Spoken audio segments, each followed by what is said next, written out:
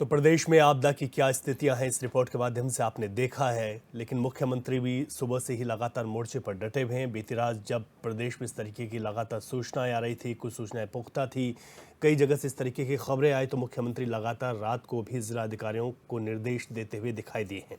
लेकिन विपक्ष ने सवाल उठाए हैं। हमारे साथ इस वक्त चर्चा में तमाम पॉलिटिकल पार्टीज के लोग मौजूद हैं। मैं सबका स्वागत कर लेता हूं और उसके बाद इस चर्चा को आगे बढ़ाते हैं। हमारे साथ भाजपा से राजेश बिष्ट जी हैं। बिष्ट जी, बहुत स्वागत है एचएनएन पर आपका। हमारे साथ कांग्रेस के प्रवक्ता आशीष नौटियाल जी हमारे साथ हैं। आशीष जी, बहुत स्वागत है। शांति प्रसाद भट्ट जी हमारे साथ हैं, उपाध्यक्ष हैं यूकेडी के। बहुत स्वागत भट्ट जी। वरिष्ठ पत्रकार हमारे साथ जय सिंह रावत जी हैं। सर, आपका भी बहुत स्वागत है आज की चर्चा में। शुरुआत में कर लेता हूं भाजपा से। राजेश बिष्ट जी, कांग्रेस सवाल उठा रही है। पहले तो प्रदेश में जिस तरीके से आपदा आई है, जिन लोगों की जान गई है उनके साथ हमारी भी संवेदनाएं हैं। जो लोग घायल हैं वो भी अतिशीघ्र ठीक हो, पूरा प्रदेश इस तरीके की दुआएं कर रहा है। लेकिन सवाल उठाया विपक्ष होने के नाते कांग्रेस ने। उन्होंने कहा कि जिस तरीके का रेस्क्यू होना चाहिए था, जो चीज़ें होनी चाहिए थी वो नहीं है। भाजपा पूरी तरीके से नाकाम इस पर दिखाई दे रही है। रवि जी, कांग्रेस पार्टी के आंखों में किस प्रकार का चश्मा लगा हुआ है, ये या तो देश की जनता जानती है, या जो पीड़ित लोग हैं इनके जिस भाव से ये इनकी बातें निकल कर आ रही है, वो पीड़ित लोगों का दिल सुन रहा होगा इनकी बातों को, कि इस प्रदेश के आदरणीय मुख्यमंत्री जी जो 24-24 घंटे इस प्रदेश में आई आपदा के लिए जिस प्रकार से प्रयास कर रहे हैं, एयरलिफ्ट कर रहे हैं, वहाँ के लोगों को, उनकी समस्याओं को लगातार उनके घरों में जाके सुनने का प्रयास कर रहे हैं। 24-24 घंटे आपदा प्रबंधन से, जिलाधिकारियों से, नोडल अधिकारियों से, पुलिस प्रशासन से, एसडीआरएफ से, एनडीआरएफ से, डीडीआरएफ से, जो भी उससे संबंधित विभाग हैं उनसे 24 घंटे उनसे पूरी डिटेल ली जा रही है, उस पर कार्रवाई की जा रही है। और जिस प्रकार की मदद हमारे लोगों को मिलनी चाहिए ऐसे मौके पे, जहां पे जिस प्रकार से आपने संवेदनाओं की बात करी, पूरे देश को इस समय ऐसे आपदा के मौके पे संवेदनाएं हैं हमारे लोगों के साथ। लेकिन कुछ राजनीतिक पार्टियों का स्वभाव हो गया है दूषित और कुंठित मानसिकता के साथ, जो वो अपना आचरण यहाँ पे दिखा रही है ऐसे संवेदनशील मामलों पे, उस पे बहुत कुछ कह पाना मुश्किल काम है। लेकिन इस समय हमें ईश्वर से सिर्फ ये प्रार्थना करनी चाहिए कि जो आफत की बारिश है, या आफत की बारिश कम हो, हमारे लोग जहां पर भी हैं वो सुरक्षित रहें। जो भी इमरजेंसी नंबर्स उनको दिए गए उन इमरजेंसी नंबर्स का उपयोग करें। जहां पे भी कनेक्टिविटी जोन में आते हैं, अपने आप को सुरक्षित रखने के लिए जहां पे भी कोई सुरक्षित स्थान मिल पा रहा है, प्रशासन से बात कर पा रहे हैं, वहां पे उनके टच में रहें। और ये मैं बड़ी जिम्मेदारी के साथ कहता हूं, प्रदेश की सरकार, खासतौर पे मुख्यमंत्री जी, इस आपदा के मामले को बड़ी जिम्मेदारी, गंभीरता और संवेदनशीलता के साथ देख रहे हैं। हमारे यहाँ पे जो भी, चाहे वो यात्री हैं, पर्यटक हैं, श्रद्धालु हैं, तीर्थयात्री हैं, कोई भी हैं, वो उनको सुरक्षा देना हमारी प्राथमिकता है। और हर हाल में उनकी सुरक्षा के लिए जो बेहतर हो पाएगा वो हम करेंगे। जिस प्रकार से मुख्यमंत्री जी ने अभी केंद्र सरकार से भी MI-17 और चिनूक जो हवाई जहाज मांगने की उनसे बात करी है, वो भी उनका प्रयास है। और केंद्र ने हमेशा उत्तराखंड की ऐसे मामलों पे बहुत मदद की, और मैं उम्मीद करता हूं इस तरह के भी जहाज अगर वहां आएंगे तो रेस्क्यू में बहुत आसानी होगी। ठीक है आशीष नौटियाल जी, देखिए प्राकृतिक आपदा, ये ठीक है, विपक्ष है, विपक्ष के तौर पर सवाल उठाना बनता है आप लोगों का। लेकिन कल रात मुख्यमंत्री लगातार जब सूचनाएं हमें मिल रही थी तो लगातार जिलाधिकारियों से बातचीत कर रहे थे, फीडबैक ले रहे थे। सुबह हुई, आपदा कंट्रोल रूम पर गए, उसके बाद हवाई सर्वेक्षण किया, स्थलीय सर्वेक्षण किया, श्रद्धालुओं से मिले, घायलों से मिले, जिन लोगों के घरों में जान गई है वहाँ मिले। कमी कहाँ पर फिर आप लोगों को दिखाई दे रही? देखें, अभी हमारे भाई बीसी ने बताया 24-24 घंटे काम कर रहे हैं, उसके बाद राज्य का ये हाल है। अगर 6 घंटे नींद ले लेते तो पता नहीं कहाँ जाता हमारा राज्य। आप देखें किस तरह से न तो हम आपदा से निपट पा रहे हैं, न शिक्षा, न रोजगार, न कुछ, हर चीज़ में उत्तराखंड फेल है। और आप कह रहे हैं 24 घंटे काम कर रहे हैं। क्या काम कर रहे हैं आप ये देखें। मुख्यमंत्री जी के वहाँ जाने से कुछ नहीं होगा। मुख्यमंत्री जी ने उत्तराखंड के अंदर अपना आपदा प्रबंधन जो है उसको कितना मजबूत बनाया है। जरूरत इस बात की है, आज पहली बार बारिश नहीं आई, पहली बार बादल नहीं फटा, होता रहता है। ये उत्तराखंड है, यहाँ दैवीय आपदाएं आती ही रहती हैं। ये तो आपदाओं का प्रदेश बन के रह गया है, कभी कुछ लगा हुआ है। आपका ये जो है कहाँ पे जो आपदा प्रबंधन है वो कर क्या रहा है। अब आप आपदा प्रबंधन, आपने विभाग तो बना दिया, आप उसमें खर्चा भी कर रहे हैं, सब कुछ कर रहे हैं, लेकिन आप अगर उनको प्रॉपर तरीके से इन जैसी घटनाओं से निपटने के लिए संसाधन नहीं दोगे तो उससे होगा क्या। जब आपदा आ जाती है, अब हमने हेलीकॉप्टर मांग लिया, अब हमने ये मांग रहे, वो मांग रहे, अरे पहले व्यवस्थाएं क्यों नहीं है। आपको पता है बादल कहीं भी फट सकता है, 10 मीटर 50 मीटर 100 मीटर कितनी भी रोड बह सकती है, ये तो होता है या हो सकता है, इसमें कोई बड़ी बात नहीं है। जो आपदा का कोई रूप थोड़ी होता है कि आपदा इस बार इतनी आएगी पहले बता के आएगी, आपदा कितनी भी आ सकती है। हमें हमेशा तैयार रहना चाहिए आपदा से निपटने के लिए। अगर आपका 10 मीटर 50 मीटर का जो मार्ग है वो बंद हो गया तो उसके लिए आपको पहले पता होना चाहिए। अगर मार्ग बंद होगा तो वैकल्पिक व्यवस्था कैसे कर सकते हैं, कैसे झूला पुल बनाएंगे या क्या करेंगे, ये तो उनका काम है, जो आपदा प्रबंधन की टीम का काम है। ये मुख्यमंत्री जी क्या पता कि कहाँ पे आप वो करेंगे, रस्सी लगाएंगे, कहाँ पे क्या करेंगे, मुख्यमंत्री थोड़ी जानते हैं। मुख्यमंत्री तो वहां जाकर सिर्फ जनता को दिखा रहे हैं कि देखो मैं आ गया। जरूरत है वहां पर प्रॉपर संसाधनों की, जो निश्चित पहले होने चाहिए थे। जब आपको पता है जुलाई अगस्त सितंबर 2-3 महीने हमारे यहाँ बरसात के रहते हैं और इस प्रकार की घटनाएं होती हैं, तो आपदा प्रबंधन क्या कर रहा था? आपको एक बजट निश्चित उस आपदा प्रबंधन को देके रखना चाहिए कि आपका यह बजट है, उसके पास अपनी जिस भी प्रकार की मशीनें होती हैं उसके मशीनें होनी चाहिए। हर 20 किलोमीटर 10 किलोमीटर के दायरे में आपदा प्रबंधन का अपना ऑफिस होना चाहिए, वहाँ प्रॉपर मशीनें होनी चाहिए। अब जब यहाँ होगा फिर दिल्ली से चलेगा फिर पहुंचेगा तो फिर क्या, तब तक तो कितना जनता परेशान हो जाएगी, बेहाल हो जाएगी। ठीक है, तो व्यवस्थाओं को करना आना चाहिए। इन लोगों को व्यवस्थाएं करनी नहीं आती, दिखा हुआ करना। मुख्यमंत्री पहुंच गए, 24 घंटे उठ गए, आपके उठने से कुछ नहीं होने वाला है। उठना उनको पड़ेगा जिन्होंने काम करना है क्षेत्र में जाकर। आपके उठने से कोई ऐसे नहीं आपदा रुक जाएगी। ठीक है, मैं यूकेडी का पक्ष ले लेता हूँ। ठीक है, बात आ गई आपकी। शांति प्रसाद भट्ट जी हमारे साथ हैं, यूकेडी के उपाध्यक्ष हैं। भट्ट जी, यहाँ पर दोनों सरकारें रही, भाजपा और कांग्रेस की।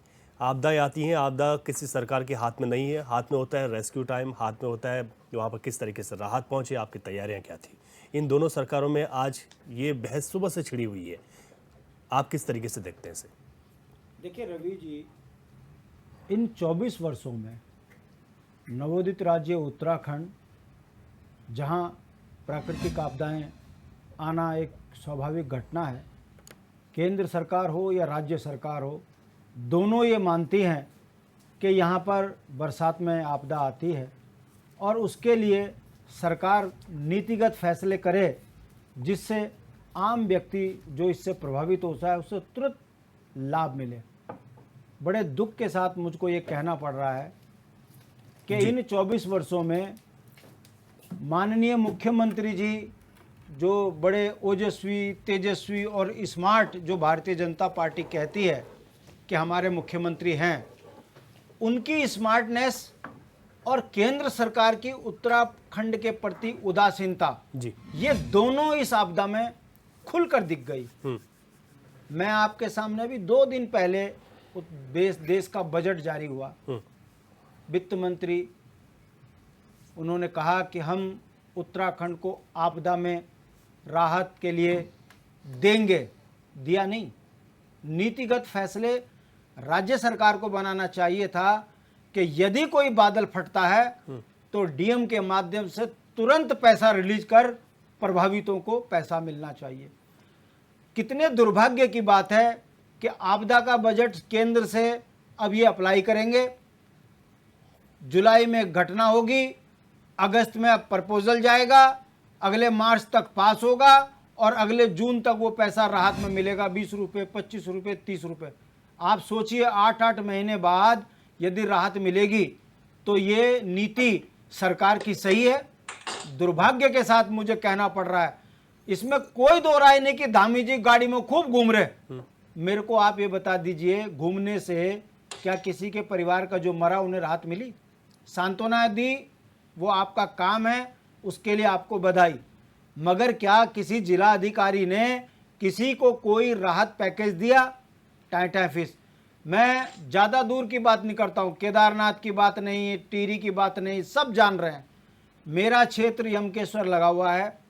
परसों ग्राम सभा सिंदूड़ी में एक राम प्रसाद भट्ट जी की डेथ होती है। हम बोल बोल के थक गए कि सावन के मेले में यमकेश्वर के लोग जाम हो जाते हैं, गाड़ियां आती जाती नहीं हैं। ऐसे में उनको हॉस्पिटल नहीं मिला, उनकी डेथ हो गई। मैं पूछना चाहता हूं आपके माध्यम से, आपने सावन यात्रा में नीलकंठ के लिए क्या सुविधाएं करी?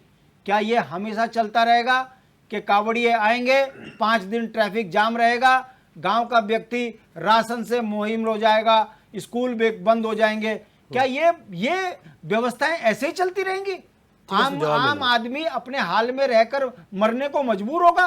ये उदाहरण मैं आपके सामने अभी 2 दिन पहले का दे रहा हूं कि ग्राम सभा सिंदड़ी के एक आदमी की जो है केवल रास्ता जाम होने के कारण उसकी जो है मृत्यु हो गई आकस्मिक। मेरा कहने का मतलब है धामी जी, घूमने से यदि राहत मिल रही होती तो इस देश के दोनों राष्ट्रीय पार्टियों के नेता घूम घूम के राहत दिलवा देते। ठीक है, मैं बात खत्म कर रहा हूं। दुख की बात यह है, मुझे रवि जी, मैं आप ही को कह रहा हूं चैलेंज के साथ, आप तो पत्रकार हैं, मुझे 24 साल में किसी एक वेदर में भारतीय जनता पार्टी हो या कांग्रेस हो जिसमें यह दिखाया हो आपने कि सरकार ने तुरंत लाभ दिया, आपदा से आम जनमानस को मिला लाभ और जनता में जो है खुशी की लहर। अरे भाई, यात्री आ रहे तो आप रजिस्ट्रेशन के कारण उत्तराखंड का रोजगार खत्म कर दे रहे, अगर पर्यटन आ रहे तो आप उनको जाम से इतनी मुसीबत दे दे रहे वो छोड़ के चले जा रहे, अब बारिश हो रही है तो आप आपदा का बहाना बना रहे। स्मार्ट सिटी पानी में डूब गई, नावें चल रही है देहरादून के अंदर, उसमें भी अगर आप झूठ की कोई सिवा होती है। मेरा कहने का मतलब है नीति नियंता जब तक ठोस नीति आपदा को लेकर नहीं बनाएंगे तब तक ये बुरे हाल होंगे। आप बिहार के लिए 11,000 करोड़ क्योंकि सरकार बचानी है और उत्तराखंड को आश्वासन, इससे पता चलता है कि भारतीय जनता पार्टी जो जुमलेबाजों की पार्टी है, झूठ बोलना इनके खून में आ चुका है। ये उसी का परिणाम है कि घनसाली में गांव वालों को राहत नहीं मिलती, केदारनाथ में पुनरावृत्ति हो गई, वो तो शुक्र करो कि कोई बहुत बड़ी दुर्घटना नहीं हुई। ये भाजपा का गलत मैनेजमेंट के कारण हुआ है। और मेरा मानना है आपदा की नीति ऐसी होनी चाहिए कि जैसे ही आपदा का ऐसा मौसम बने, जिला अधिकारी के पास आर्थिक पैकेज इतना मजबूत होना चाहिए कि व्यक्ति राशन के लिए परेशान ना हो। दुख है, नौटंकियां कर रहे हैं और जनता परेशान है। ये जनता को भी देखना चाहिए कि आपके और आपके बच्चों के भविष्य को, आपके गांव को खतरे में डालने वाली ये सरकारें जब आपके पास वोट मांगने आती हैं तो उस समय पर उनसे हिसाब लेना चाहिए। ठीक है भट्ट जी, आपके जो सवाल थे और आशीष नौटियाल जी का भी जो सवाल था उसका मैं जवाब राजेश जी से लूंगा क्योंकि सत्ता पार्टी के प्रवक्ता हैं, लेकिन मैं इस वक्त वरिष्ठ पत्रकार जय सिंह रावत जी के पास जा रहा हूँ। सर, आपसे मेरा सवाल यही है, क्योंकि सीएम मोर्चे पर हैं, सभी लोग देख रहे हैं, लेकिन तैयारियां कहाँ पाते हैं आप?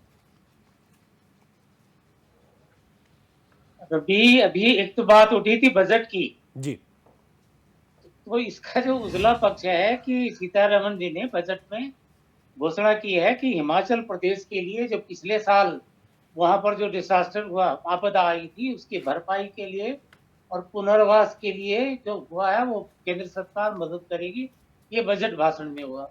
उत्तराखंड के बारे में हुआ है कि जो यहाँ जमीन धंस रही है और बाकी जो भूस्खलन है, जमीन धंसने जैसे जोशीमठ है और जगह है, इनमें भी केंद्र सरकार मदद करेगी।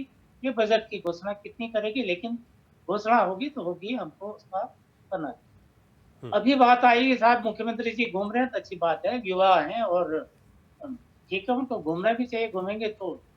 लेकिन जो आपदा होती है, आपदा का प्रबंधन जो होता है, इसके 3 स्टेजेस होते हैं, 3 चरण होते हैं।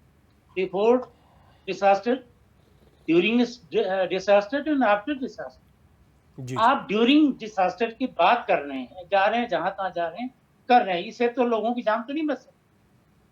ठीक है, आप राहत दे सकते हैं, हो सकते हैं, लेकिन लोगों की जान नहीं बचा सकते।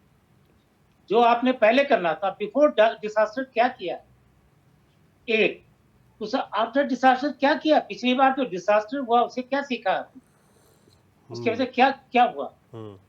उत्तराखंड में 400 गांव से लगभग 400 गांव जो भूस्खलन की दृष्टि से अति संवेदनशील घोषित किए गए, उनके पुनर्वास के लिए क्या सोचा गया।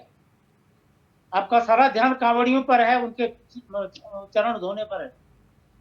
ये कांवड़े दूसरा डिजास्टर हो गया, दूसरी मुसीबत होगी उत्तराखंड के लोगों के लिए। ये हरिद्वार से ऊपर कभी नहीं जाते थे, अब उनका जब उनको पूजा जा रहा है, फूलों की वर्षा, वो अब गढ़वाल में जाके हुड़दंग कर रहे हैं। बद्रीनाथ की तरफ तो मैंने कभी नहीं देखा उनको।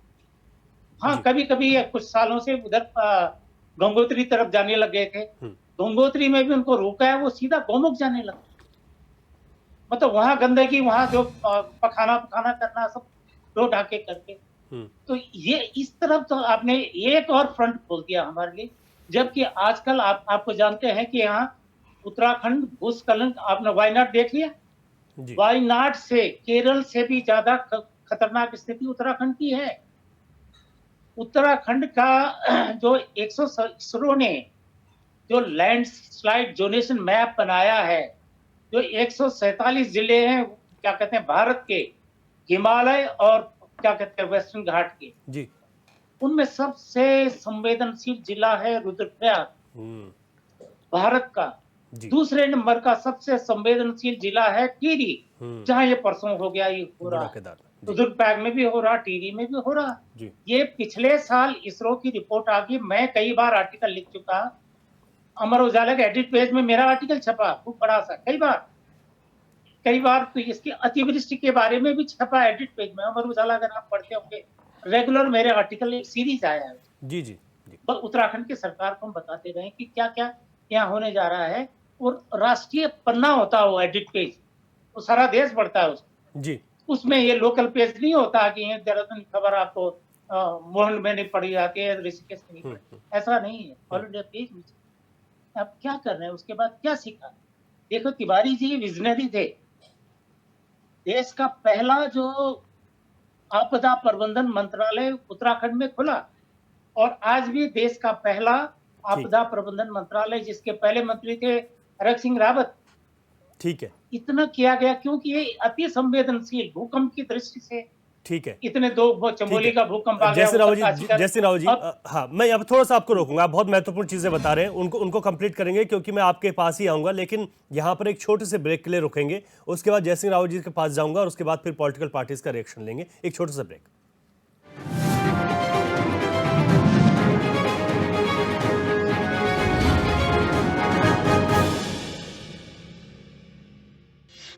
आपका पसंदीदा न्यूज चैनल HNN 24/7 अब टाटा प्ले के चैनल नंबर 1141 पर भी उपलब्ध। देखा सवेरे तो पढ़ रहा से कति नॉन स्टॉप इनकी तो बातें चले जा से कति नॉन स्टॉप। माँ और दूसरी बात पे नॉन स्टॉप बोलने लगी। माँ ने फोन पे राशन कार्ड बनवा लिया, आयुष्मान कार्ड बनवा लिया, हमारा डोमिसाइल बनवा लिया, दादी की पेंशन आ जाती है घर बैठे, हमारा हैप्पी कार्ड बनवा दिए घर बैठे। नॉन स्टॉप बढ़िया काम। ले तू भी करने लग गया नॉन स्टॉप। अभी तो कहते हैं हमारा हरियाणा नॉन स्टॉप हरियाणा। ये पहाड़ ही नहीं हमारी पहचान भी है। HNN 24/7 जुनून सच दिखाने का। हम हरियाणवी अब हर घर नल से शुद्ध जल पाते हैं। हमारा हरियाणा नॉन स्टॉप हरियाणा। हमारी सभ्यता ही हमारी विरासत है। HNN 24/7 जुनून सच दिखाने का। क्या बताऊँ माँ, ये तो रेवाड़ी है। पता ना माँ, अभी तो अम्बाड़ा में कोई काम से। माँ सारे हरियाणा में गाड़ी ना तोड़ तक में जा सा नॉन स्टॉप। ब्रह्मा लो आ गया। अरे माँ, गाड़ी निकालते ही शानदार हाईवे मिल जाए, गियर बदलो और पहुंच जाओ फटाफट। अरे हाँ माँ, अब हरियाणा सरकार नॉन स्टॉप काम कर रही है। अभी तो अपनी गाड़ी और बिजनेस दोनों भाग्य हैं नॉन स्टॉप। अब हरियाणा में है 40 नेशनल हाईवेज की भरमार, तभी तो सब कहते हैं हमारा हरियाणा नॉन स्टॉप हरियाणा। गंगा सी पवित्रता उत्तराखंड के कण कण में है। HNN 24/7 जुनून सच दिखाने का।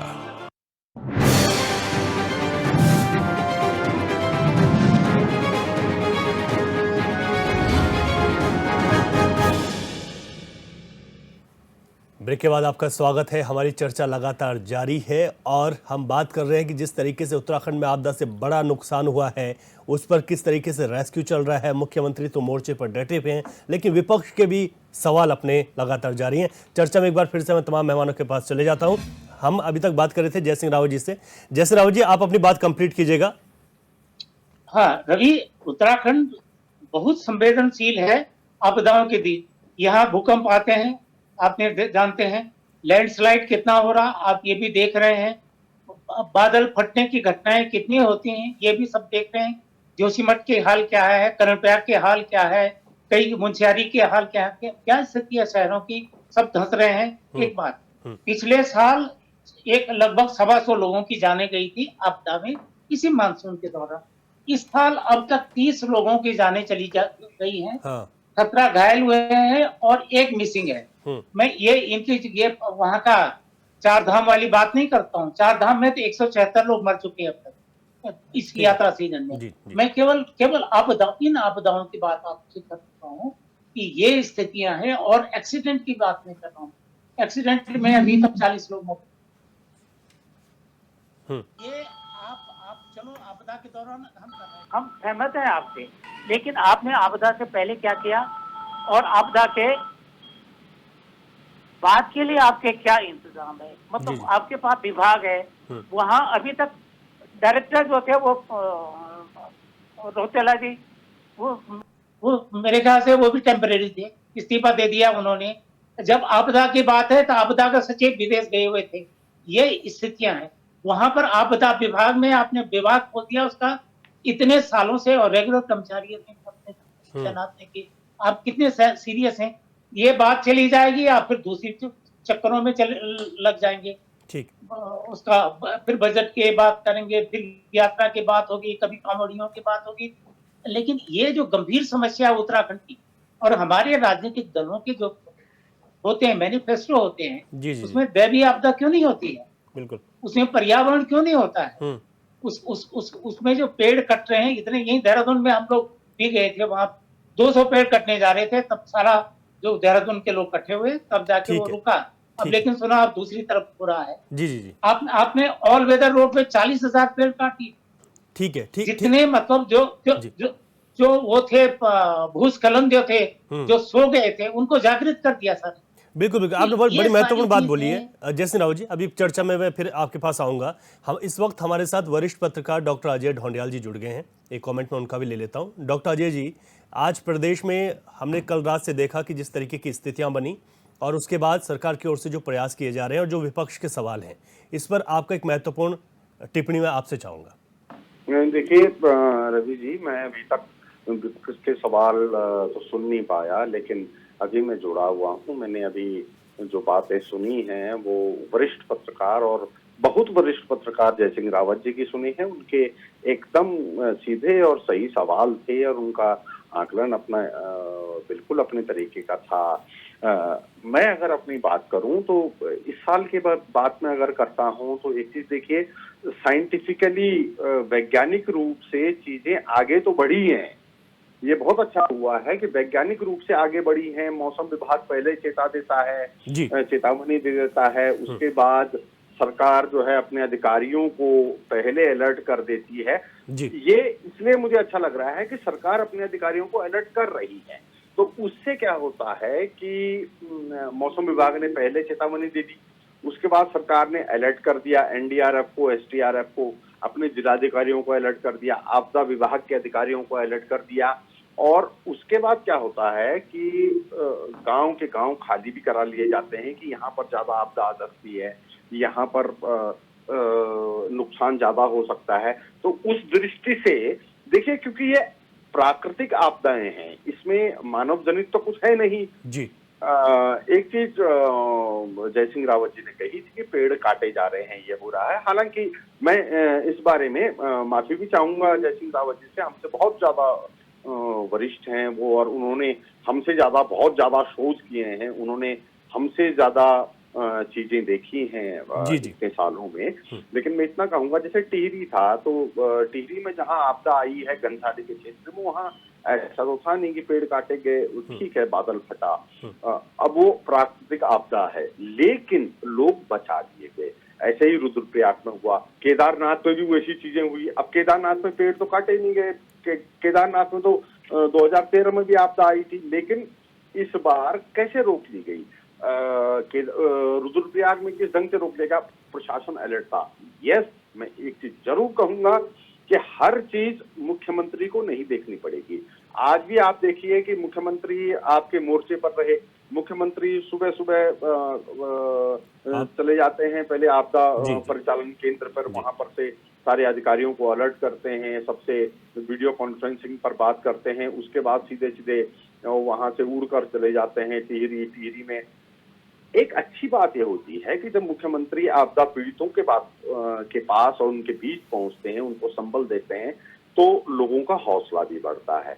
वहां हुआ है, टीवी में 3 लोगों की मृत्यु हुई है, एक ही परिवार के तीनों लोग, माता, पिता और बेटा। बहुत बड़ी दुखद घटना है। इसका कभी भी इसकी प्रतिपूर्ति नहीं की जा सकती, लेकिन जब मुख्यमंत्री जाते हैं तो लोगों को संबल बढ़ता है कि हमारा मुखिया, राज्य का मुखिया हमारे बीच में है, तो कुछ न कुछ उम्मीदें बनती हैं। ऐसे ही रुद्रप्रयाग में हुआ, केदारनाथ में हुआ। लेकिन मैं ये जरूर कहना चाहूंगा कि अधिकारी इतने अलर्ट क्यों नहीं हैं। अधिकारियों को मुख्यमंत्री से ज्यादा अलर्ट रहना चाहिए, जबकि आपका मुख्यमंत्री आपको दिल्ली से अलर्ट कर रहा है। दिल्ली से उठ करके जब वो उत्तराखंड में आपका मुख्यमंत्री आता है, उत्तराखंड बैठ करके फिर आपको अलर्ट करता है। जैसे पिछले दिनों नारे भी लगे थे, कमिश्नर कहाँ है, कमिश्नर कहाँ है, कमिश्नर नहीं पहुंचे। मुख्यमंत्री के आदेश के बाद कमिश्नर को भेजा गया, तमाम अधिकारियों को भेजा गया। जी, अच्छी बात यह है वैज्ञानिक तौर पर कि इस बार ऐसी दुर्घटनाएं उतनी नहीं है जैसे पिछले वर्षों में देखने को मिलती थी, क्योंकि ये सब साइंटिफिक रीजन है। आपका मौसम विभाग पहले ही बता देता है कि यहाँ पर ऐसा होगा, यहाँ पर ऐसा होगा, तो आपके तंत्र को पहले सचेत कर दिया जाता है और लोगों को जान माल के नुकसान से बचाया जा सकता है। लोगों माल के नुकसान से तो नहीं होता है, लेकिन जान के नुकसान से बचाया जा सकता है, क्योंकि हम घरों को तो, गांवों को तो शिफ्ट कर नहीं सकते, लोगों को हम ले जाते हैं।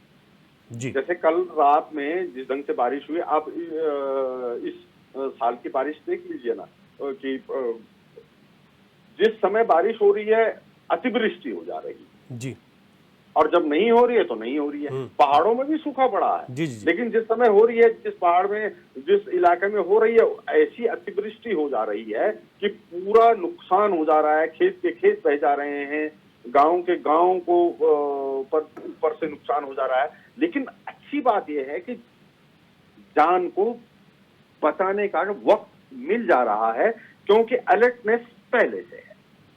बिल्कुल, बहुत सही आपने कहा सर कि अलर्टनेस है। मुख्यमंत्री का जाना, ऐसे में जो ढांढस है वो तो बनता ही है, लेकिन जो अधिकारी हैं वो और चुस्त दुरुस्त होते हैं, लेकिन अधिकारी जिस तरीके से होने चाहिए उस तरीके से दिखाई नहीं देते। जबकि मुख्यमंत्री अभी कुछ दिन पहले दिल्ली में थे, वहाँ पर महत्वपूर्ण बैठकों में, नीति आयोग जैसी बैठकों में थे, लेकिन लगातार फीडबैक ले रहे थे। बहुत शुक्रिया डॉक्टर अजय जी, आप जुड़े और आपने अपनी बात रखी। अब मैं अपनी चर्चा को आगे बढ़ाता हूँ। राजेश बिष्ट जी, बड़े सवाल आए आपकी तरफ, कांग्रेस से भी आया, यूकेडी से भी आया, और जयसिंह रावत जी ने भी कहा कि बिफोर आपदा, ड्यूरिंग आपदा और आफ्टर आपदा किस तरीके की तैयारियां सरकार की होती हैं, बड़ा महत्वपूर्ण होता है। लेकिन अब ये आगे किस तरीके से ऐसी जो घटनाएं हो रही हैं उस पर रेस्क्यू टाइम आपको लगता है कि, क्योंकि 2017 से आप लोगों की सरकार है, आप लोगों ने किस तरीके से अपडेट किया है? क्योंकि आपदा तो 2013 में भी आई, तब कांग्रेस की सरकार थी, तो आपदा पर ज़्यादा तो कांग्रेस कुछ कह नहीं सकती, लेकिन आपको भी लंबा वक्त हो गया है, तो क्या आपने कुछ ऐसी नई चीज़ें की हैं जिसमें कि त्वरित रिस्पांस किया जा रहा है, मुआवजा समय से मिल पा रहा है? बजट को लेकर भी एक सवाल आया कि ठीक है, ये कहा वित्त मंत्री जी ने कि हम मदद करेंगे, लेकिन प्राविधान कुछ विशेष पैकेज नहीं दिया। इस बात की भी नाराजगी विपक्ष जता रहा है। कहना चाहता हूं कि जिस प्रकार से अभी हमारे साथियों ने अपनी अपनी बात रखी, खासतौर पे एक मजाक उड़ाने वाली बात करी कि मुख्यमंत्री अगर 24-24 घंटे ऐसे संवेदनशील मामले पे, ऐसे आपदा पे अगर अपनी नजर रख रहे हैं, अधिकारियों से बात कर रहे हैं, और अगर वो 6 घंटे सो जाते तो क्या हो रहा होता। तो इस मजाक से समझ आता है कि इन्हें इस प्रदेश में हुई आपदा पे या जो जान माल का नुकसान हो उस पे कितनी इनको चिंता है, इस बात से इस बात का पता चल जाता है। तो इनकी बातों का जवाब तो मैं इस तरीके से देना चाहता हूँ कि जहां पे कम से कम अगर आपकी तरफ से कोई मदद नहीं है तो कम से कम ऐसा मजाक उड़ाने का काम न करें। ये बड़ी दुख का विषय है कि हमारे प्रदेश के अंदर ऐसी आपदा आई और ये 9 के 9 पर्वतीय राज्यों में आई है। अभी हम उत्तराखंड में बैठे हैं, उत्तराखंड के निवासी, तो यहाँ की बात पे चर्चा चल रही है। दूसरी इंपॉर्टेंट बात जो ये कह रहे हैं कि आपको पहले से पता होना चाहिए था, आपदा आ रही है, आपने व्यवस्था पहले क्यों नहीं बनाई।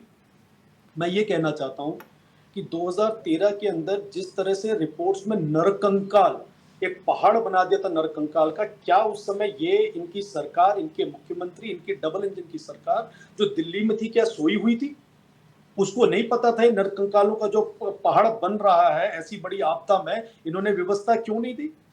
केंद्र में भी कांग्रेस की सरकार थी, प्रदेश में भी कांग्रेस की सरकार थी, क्या इनको चिंता नहीं थी? आज एक मुख्यमंत्री जो दिल्ली में होते हुए प्रदेश के लिए चिंता कर रहा है, प्रदेश में होने के बावजूद 24 घंटे हेलीकॉप्टर से उन जगहों का निरीक्षण कर रहे हैं, अधिकारियों से चर्चा कर रहे हैं, बात कर रहे हैं और उस व्यवस्था को ठीक करने के लिए कर रहे हैं। आपने इस पैनल में जितने सम्मानित साथियों को बुलाया उसमें मैं ये मान के चलता हूं कि हम सबसे ज्यादा विद्वान हो सकता है वरिष्ठ पत्रकार हो, क्योंकि दिन भर उनका यही लिखने और पढ़ने का काम है और प्रदेश में जो भी गतिविधियां होती हैं उसके प्रति उनकी सारी जानकारी रहती है। एक वरिष्ठ पत्रकार ने आपको कहा कि इस बारी जो आपदा आई है मुख्यमंत्री जी की समझदारी, उनके ध्यान रखने पे, लोगों की चिंता करने पे, व्यवस्थाओं को सुदृढ़ करने की वजह से आफत नहीं आई है। दूसरा, हमारे एक साथी ने कहा, वरिष्ठ साथी ने, कि तत्काल डीएम को जिम्मेदारी दे देनी चाहिए और राहत के चेक बांट दे। भैया उसके क्या मानक होंगे? अगर मैं आपको सिर्फ चंपावत की बात इसलिए कर रहा हूं क्योंकि मैं यहाँ मौजूद हूं तो मैं यहाँ की बात करता हूँ। राहत के जो चेक हैं, जिस जगह पे अनुमानित लागत ये महसूस हो रही है कि 5 से 10 हजार है, मैं आपको विश्वास के साथ कह रहा हूं, अगर आप आरटीआई लगाना चाहते तो आरटीआई लगाइए। उसमें आपको पता चलेगा कि तीसरे दिन 5 से 10 हजार के चेक जिनके नुकसान इस प्रकार का हो तो श्रेणी का, उनको तत्काल दे दिया गया है। अब अगर किसी की 10 नाली जमीन चले गई है, किसी का मकान टूट गया, आप किस तरीके से बगैर सर्वेक्षण के आप कहना चाहते हैं कि उनको अनुमानित अमाउंट दे दिया जाए? ठीक है। और आपने जो बात कही 20 रुपए 30 रुपए का चेक का, आप एक लिस्ट बताइए किस व्यक्ति को 20 और 30 रुपए का चेक सरकार के द्वारा दिया गया। अगर आपको पता ही करना है, आप जिला प्रशासन से पता कीजिए, तत्काल के रूप में जो जिन जिन व्यक्तियों का नुकसान 5 से 10 हजार की श्रेणी में हुआ, उन्हें तत्काल डीएम साहब के यहाँ से राहत का आप भी कह रहे हैं कि छोटे नुकसान वालों को फौरी तौर पर राहत दी जा रही है, बड़े नुकसान का सर्वे होना चाहिए। ठीक बात है आपकी। हाँ ठीक, बिल्कुल तुरंत दिया जा रहा है। इसके अखबार में फोटोज है, अखबार में उसके जो पीड़ित हैं, जिनको मिला है मुआवजा, वो सामने उसके सबूत है।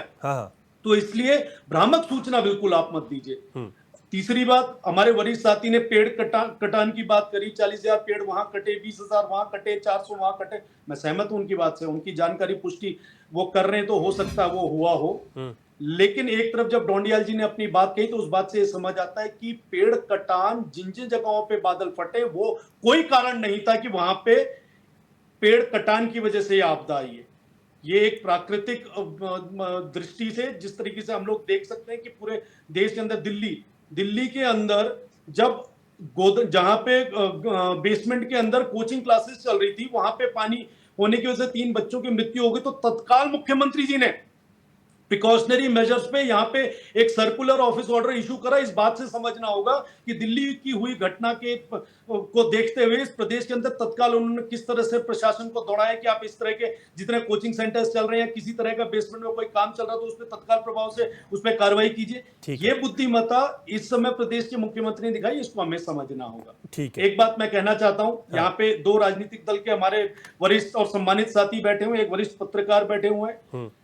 मैं राजनीतिक दल के साथियों से यह पूछना चाहता हूं कि इस आफत की घड़ी में आपके कितने कार्यकर्ता, कितने नेता, कितने विधायक, कितने सांसद या कितने आपके ग्राम प्रधान इस राहत के काम में लगे हुए हैं? आपने इस बारे में कोई बात नहीं करी। मैं जवाब ले लेता हूं। मुख्यमंत्री जा रहे हैं तो आप सवाल कर रहे हैं। एक और बात आखिर में मैं कहना चाहता हूं, जल्दी।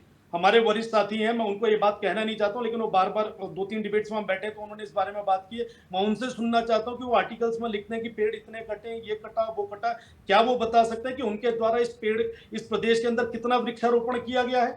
कभी इन्होंने ये बात करने की कोशिश करी कि इस प्रदेश के अंदर मौजूदा सरकार के द्वारा प्रतिवर्ष इतने वृक्षारोपण किया जाता है? चलिए ठीक है, ठीक है। जो बातें पॉजिटिव हैं उसको पॉजिटिवली भी रखना चाहिए। ठीक है, कांग्रेस से हमेशा नेगेटिव बात ही नहीं करना चाहिए। आपके सवाल का कांग्रेस से जवाब ले रहा हूं। आशीष नौटियाल जी, भाजपा ये कह रही है कि आप लोग सवाल तो उठा रहे हैं, आप लोगों के कितने नेता हैं जो कि इस वक्त, हालांकि आपदा प्रभावितों के बीच आज आपके नेता भी थे? देखिए, अच्छा है, विपक्ष से सवाल पूछना चाहिए कि तुम क्या कर रहे हो, सत्ता से नहीं पूछना चाहिए। ये जमाना बदल गया। एक समय था जब सत्ता से पूछा जाता था आप क्या कर रहे हो, क्योंकि सत्ता पे क्या होता है, पावर होती है, डीएम होता है, एसडीएम, सब पूरी पावर है, वो जो चाहे करे। पर यहाँ विपक्ष से पूछा जाता है तू क्या कर रहा है, तू क्यों नहीं गया उस आपदा में। मतलब ये उल्टा ही जमाना आ गया। ये बड़ा दुर्भाग्य है इस देश का, जहाँ ऐसी सरकार आई जो विपक्ष से सवाल पूछ रही है। सवाल हमेशा सत्ता से होता है, विपक्ष से नहीं होता।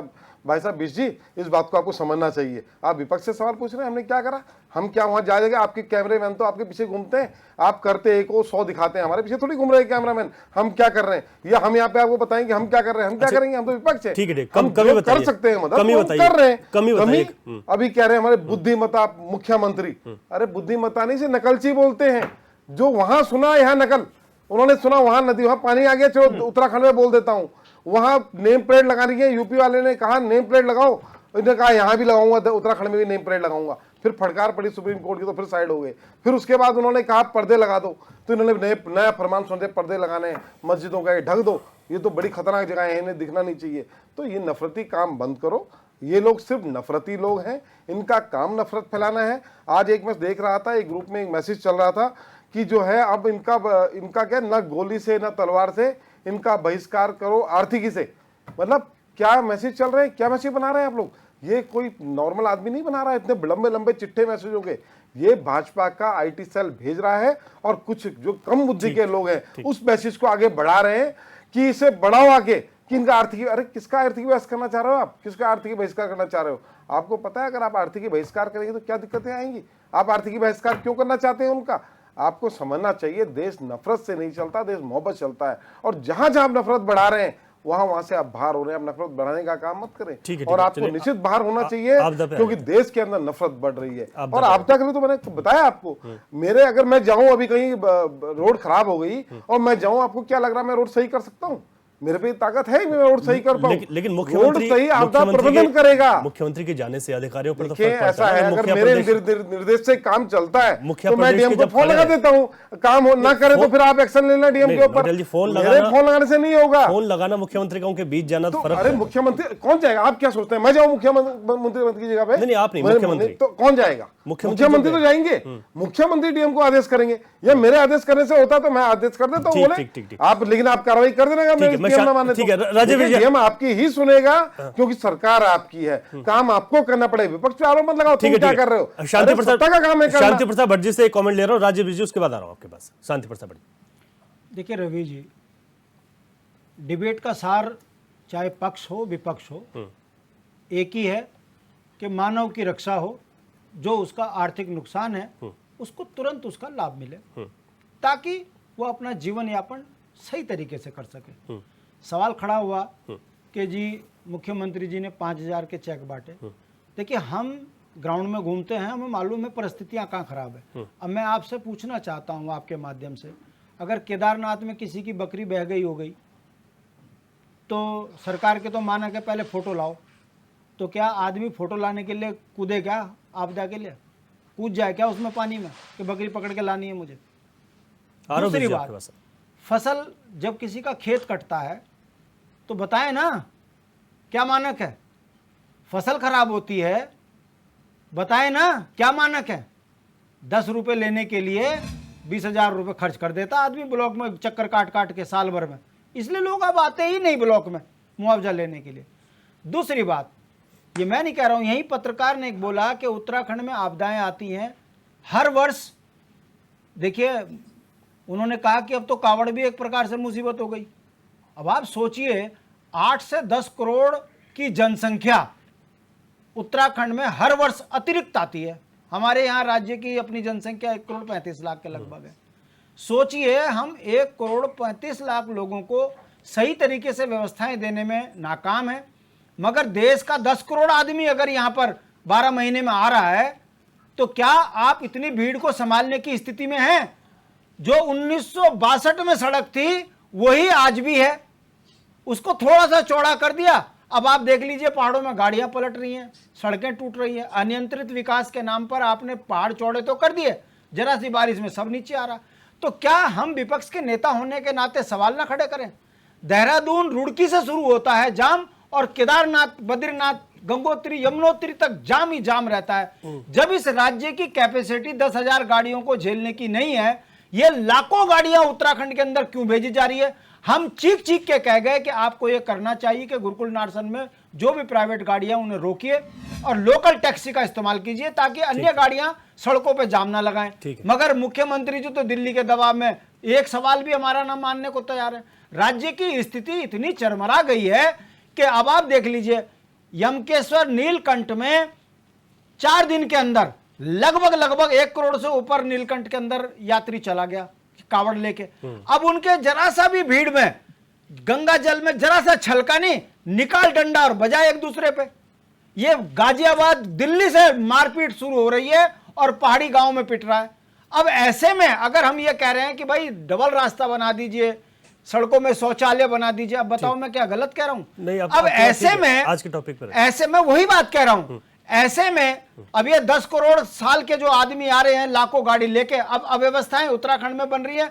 देहरादून की कैपेसिटी 500 गाड़ियों को चलाने की नहीं है एक दिन में, मगर यहीं देहरादून में 10-10 हजार गाड़ियां एक दिन में चल रही हैं। तो सब ये जो आपदा हो रही है ये कृत्रिम आपदा है।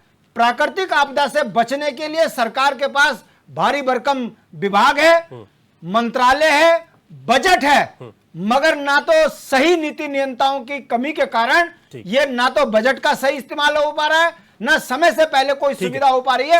उसका परिणाम है कि 24 साल में हर डिबेट के अंदर यात्रा आए तो परेशान, तीर्थ यात्री आए तो परेशान, आपदा आए तो परेशान। तो ये सरकार केवल 40% कमीशन खाने के लिए बनी है क्या? इस पर अगर हम सवाल खड़े करते हैं तो ये लगते हैं इधर उधर की बातें करने, ये नहीं होना चाहिए। मैं जवाब सुने, राजीव जी जवाब भी दे दीजिएगा फाइनल कमेंट के साथ अपना।